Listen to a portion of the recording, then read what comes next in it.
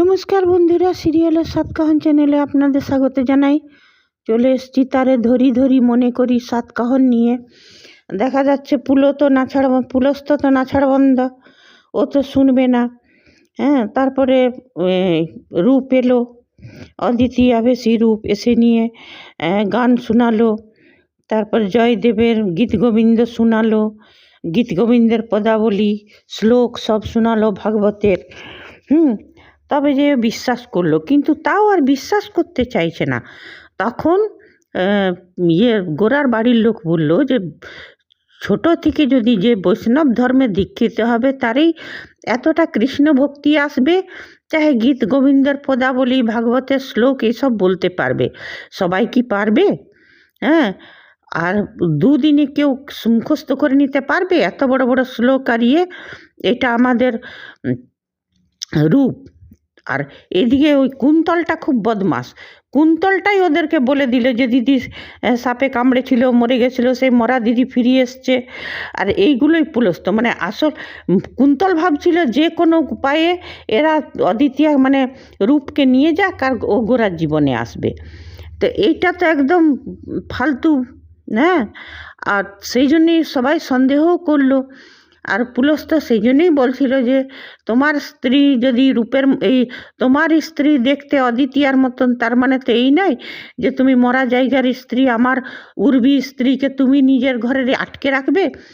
তো যখন সব শোনালো তারপরে তখন সবাই বলতে লাগলো যে ভেতর থেকে যদি ভক্তি না আসে তো গীত গোবিন্দর এই গান, গীত গোবিন্দর পদাবলী, তারপরে এই ভগবতের শ্লোক বলতেই পারতো না। তুমি যাও, এবার এখান থেকে যাও তো। নিয়ে তারপরে গোরাচাঁদ বলল যে দেখো পুলস্ত, তুমি আমার রুমে অদ্বিতীয়ার ফটো দেখে নিয়ে রূপের ফটো দেখে তুমি অদ্বিতীয়াকে দেখিয়েছিলে, আর সেই জন্যেই আমার ঝামেলাটা হয়েছিল আর অপমানে লেগেছিল, ওই জন্যেই আমি চাকরি ছেড়ে দিয়েছিলাম। তারপরে যখন আমি একবার শুনেছিলাম যে এইখানে নবদ্বীপের কোনো হসপিটালে ভর্তি আছে, এটা শুনে নিয়ে আমি তোমাদেরকে খবর দিতে গেছিলাম। তারপরে অদ্বিতীয়া কোথায় গেল, ওর কি হলো, সেটা আমার দেখবার দরকার নেই, কারণ আমি দেখতেও চাই না, আমি জানতেও চাই না যে অদ্বিতীয়া কোথায় গেলেন, কি হলো ওনার। আমি জেনে কি করব? ও এইসবই কথা হলো। আর সবাই বলতে লাগলো এই তুমি যাও তো, যাও যাও। নিয়ে সবাই মিলে বুঝালো, চলে গেল। কিন্তু কুন্তলের তার ভেতর থেকে যাচ্ছে না সন্দেহ, চলে গেল। নিয়ে সবাই ও ঘরের লোক বললে কতদিন পরে আমরা আজ রূপের গান শুনলাম, রূপেরই সবাই জয় গৌর জয় নিতাই সব গান গাইতে লাগলো, গৌর গৌর গৌর হরি।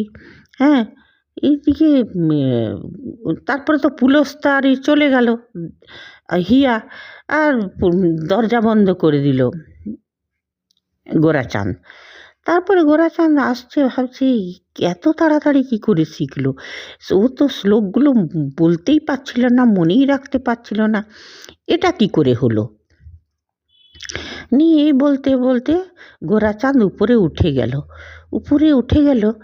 নিয়ে আস্তে আস্তে নিজের রুমে এসে দেখলো, তো দেখছে অদ্বিতীয়া ঘুমাচ্ছে। তো বলছে হে ভগবান, এ তো ঘরে ঘুমাচ্ছে, তাহলে ওই গীত গোবিন্দ গানটা কে গাইল? তবে কি রূপের আত্মা? নিয়ে গোরাচাঁদ আবার চলে এলো ব্যালকনিতে, কার্নিশ থেকে দেখছে নিচে রূপ ওর দিকে তাকিয়ে হাসতে হাসতে চলে যাচ্ছে। তারপরে ও বসে গেল ওইখানেই গোরাচাঁদ। নিয়ে তারপরে ওই সাধুগুলোকে দেখা যাচ্ছে, ওরা ডুমরু বাজাচ্ছে। সাধুগুলো মানে ভোলে বাবা ভক্ত সব, কিংবা ভোলে বাবাই হয়তো, অনেকগুলো সাধুর বেশে আছে। যখনই সাধুগুলোকে দেখায় ডুমরুটা বাজে। নিয়ে যেই হোক, তখন ও ভাবছে যে ও মানে রূপের আত্মা এসে অদ্বিতীয়াকে বাঁচিয়ে দিয়ে গেল। নিয়ে তারপরে এদিকে কুন্তল চলে এসছে। কুন্তল এসে নিয়ে দেখছে যে দিদি কি করে এত গান শিখে গেল, কি করে যাই তো দেখি দিদির রুমে। যেমনি এসে দেখছে অদ্বিতীয়া ঘরে ঘুমাচ্ছে। তখন বলছে দিদি ঘুমাচ্ছে? তখন বলছে হ্যাঁ, শরীর দুর্বল তো, ওই জন্যে গোরাচাঁদ বলছে ওই জন্যে ও তাড়াতাড়ি এসে নিয়ে শুয়ে পড়েছে, ঘুমিয়ে পড়েছে, ওর শরীর দুর্বল, অতটা ভজন না ভজন করে গেয়েছে, তারপরে কথা বলেছে, নাচ গান করেছে, ওই জন্যে ও ক্লান্ত হয়ে গেছে, ঘুমিয়ে পড়েছে। যা কুন্তল যা, এখন বিরক্ত করিস না। না দিদি বলছে পরে কথা বলবি যা, করে কুন্তলকে বার করে দরজাটা বন্ধ করে দিল। নিয়ে এই দিকে দেখা যাচ্ছে যে সুশোভন চ্যাটার্জিকে দেখা যাচ্ছে, অদিতিয়ার বাবাকে। ওরা যে বলছে হিয়া আর পুলস্ত যে গোরাচাঁদ আটকে রেখেছে অদিতিয়াকে। তো বলছে হোয়াট রাবিস, কেন আটকে রাখতে যাবে অদিতিয়াকে? বলছে কেন কি রূপ, গোরাচাঁদের যে স্ত্রী একদম দেখতে অদিতিয়ার মতন, একদম মনে হয় দাঁড়ালে মনে হয় দুজনে যমজ বোন, সেই জন্যই আটকে রেখেছে। হ্যাঁ, তখন বলছে না গোরাচাঁদ অমনি ছেলে তো নয়, ও আটকে রাখবার কোনো ছেলে নয়, তোমরা ভুল, গোরাচাঁদ অমনি মানুষই নয়। তো বলছে গোরাচাঁদের, হ্যাঁ বলছে হ্যাঁ গোরাচাঁদের বউ মারা গেছিল সাপের কামড়ে, তখন আমি দেখেছিলাম গোরাচাঁদ খুব আপসেট ছিল, তাহলে ও অদিতিয়াকে আটকে রাখবে সেটা হতে পারে না। বলছে হ্যাঁ ওইটা হয়েছে।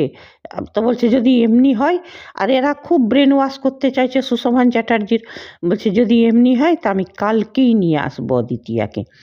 এটা তো বুঝছে না সুশোভন চ্যাটার্জি যে সর্ষের ভিতরে ভূত আছে, গোরাচাঁদের ঘরেই বরং সেফ, ঘরে যদি নিয়ে আসে অদিতিয়াকে তাহলে তো অদিতিয়াকে এরা মেরেই ফেলবে। নিয়ে যাই হোক, সে তো সুশোভন চ্যাটার্জির ফয়সলা, সিদ্ধান্ত, কি করবে। এইদিকে রূপ যখন ঘুম থেকে উঠলো, গোরা তো চুপ করে বসেছিল, ওকে দেখে রূপ ভয় খেয়ে গেল, ও বাবা রে, রূপ মানে অদিতিয়া ভয় খেয়ে গেল, ও বাবা রে ভূত। বলছে ভূত নয়। বলছে আপনি অন্ধকারে ভূতের মতন বসে আছেন কি করে? তখন বলছে বসে আছি এই জন্যেই যে তুমি ঘুমাচ্ছিলে, লাইটটা জ্বাললে তোমার ঘুম ভেঙে যাবে। মানে হ্যাঁ, ওদের নিচের নাচ গানের হই হুল্লোড়ের আওয়াজে ঘুমটা ভেঙে গেল অদিতিয়ার। নিয়ে তারপর লাইটটা জ্বালালো, নিয়ে তারপর বলছে যে আপনাদের বাড়িতে সব সময় ওই হই হল্লা গান হয়? নিয়ে তারপর বলছে যে হ্যাঁ। বলছে তুমিও তো গেছিলে, গান কত সুন্দর গান গাইলে, কত সুন্দর তুমি আম, আম, উম, তুমি পদাবলী গাইলে। নিয়ে বলছে যে আচ্ছা কি বলছে, সরবরল খণ্ডনম মম শিরসি মণ্ডনম দেহি পদ পল্লব মুদারম। তখন বলছে তাই নাকি, আমি গাইলে? বলছে হ্যাঁ, তুমি ভুলে গেছো, এই যে তুমি কালকে শাড়ি পরতে শিখেছিলে, তুমি ক্ষণে ক্ষণে সব ভুলে যাও। তারপরে এই যে তুমি এখন এত সুন্দর ভজন গাইলে, তারপরে তুমি জয়দেবের গীত গোবিন্দ গাইলে, গীত গোবিন্দর পদাবলী গাইলে, সব তো তুমি ভুলে যাচ্ছ। তখন বলছে যে আমি গাইলাম? বলে হ্যাঁ তুমি গাইলে। তারপরে বলছে যাই আমার খুব খিদে পেয়েছে। বলছে না না তুমি খাবে, আগে তুমি এইটাই। বলছে এই তো সকালে তুমি লুচি আর ছোলার ডাল খেয়েছিলে, তুমি ভুলে গেছো। হ্যাঁ, তারপর তুমি বলবে আমি খেতেই দেয়নি। তারপরে ওকে অনেক বুঝিয়ে সুঝিয়ে বলল তুমি এইগুলো করো, তুমি পারবে এইগুলো। গোরা মনে মনে দেখলো যে একবার তো গিয়ে ওদের, কিন্তু পুলস তো আবার আসবে, ওরা আবার আসবে, তার আগেই একে অদিতিয়াকে তৈরি করে নিতে হবে, নাহলে তো জীবন বাঁচানো যাবে না। করে বললো ঠিক আছে প্রমিস করুন, আপনি আমার কথা রাখবেন তবেই আমি এটা মুখস্থ করব। নিয়ে তখন বললো ঠিক আছে প্রমিস। ওই পিঙ্কি প্রমিস করে কি বলে না, ওই যে কড়ি আঙুলে সটিয়ে ওইটাই বলে, এই প্রমিসটা করলে প্রমিস ভেঙে দেওয়া যায় না। বললো ঠিক আছে। সে তো প্রমিস করলো। তারপরে গোরার সাথে সাথে অদিতিয়াও করতে লাগলো ওই মানে জয়দেবের গীত গোবিন্দ পড়তে লাগলো, তারপর গীতা শ্লোক। তারপরে বললো হ্যাঁ এবার তো আমি বলে দিলাম, এবার আমার প্রমিসটা রাখুন। এবারে কানে কানে কী কথা বললো সেটা তো আমরা শুনতে পেলাম না, তবে হ্যাঁ এটা আমি বলবো যে এ তো হলো সিরিয়ালের কথা, এইবারে আমি বলি দর্শকদের মনের কথা। এইটা রূপ ছিল না, আত্মা তো কেউ দেখতে পায় না আত্মাকে, এইটা ভগবান কৃষ্ণ স্বয়ং গৌর মহাপ্রভুই এইটা মানে রূপের ভেষ ধরে এসেছিলেন, এটা আমার মনে হয়। হয়তো অনেক দর্শকেরও মনে হয়, কেন কি আত্মা তো বিলীন হয়ে যায়, আত্মা তো মানুষ দেখা যায় না, তাহলে আর যদি দেখা যায় তো সে গোড়াই দেখতে পাবে, আর তো কেউ দেখতে পাবে না। তা এটা আমার মনে হয়, ভগবান শ্রীকৃষ্ণ মানে গৌরাঙ্গ নিজেই রূপের ভেষ ধরে এসেনি, ওই পদাবলী শুনিয়ে গেলেন গীত গোবিন্দের। আর হ্যাঁ, দর্শকদের আরেকটা কথা বলি, জয়দেব যে গীত গোবিন্দটা লিখেছিলেন, এই যে সরবরল খণ্ডলম মম সরিসুম মণ্ডলম দেহি পদ পল্লব মুদারম, তো এই জায়গাটা কিন্তু দেহি পদ পল্লব মুদারম, এই জায়গাটা জয়দেব লিখবার সাহস পাচ্ছিল না। এই জায়গাটার মানে হচ্ছে যে দেহি পদ পল্লব মুদারম, মানে শ্রীকৃষ্ণ বলছে রাধাকে যে তোমার পা দুটো আমার মাথায় দাও। তো ভগবানের মাথার উপর পা রাখার এইটা মানে জয়দেব এই রচনাটা করতেই পারছিল না, যে ভগবানের মাথার উপর কে পা রাখতে পারবে, রাধা যতই হোক, কিন্তু ভগবান, তো এইটা মানে জয়দেব লিখতে পারছিলেন না।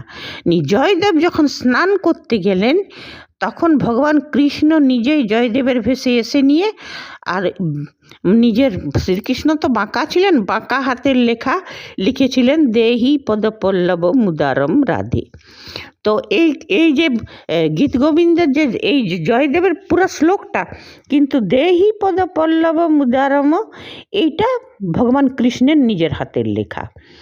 এইবারে আমি বলি যে অদিতি আর বাবা যে আসবে, হয়তো তখনও আবার ভগবান কৃষ্ণ, কিংবা এমনও হতে পারে কি অদিতি আর বাবাকে গোরা সব কথা বুঝিয়ে দিবে, সেই জন্যেই এইবার দেখা যাক নেক্সট এপিসোডে কি হতে চলেছে। তবে গল্পটা খুব ইন্টারেস্টিং, ভালো লাগছে গল্পটা। ব্যাস খালি অদিতিয়া মানে পল্লবী শর্মার অ্যাক্টিংটা এত লাউড না হয়ে একটু কম হয় তো ভালো লাগবে আরও।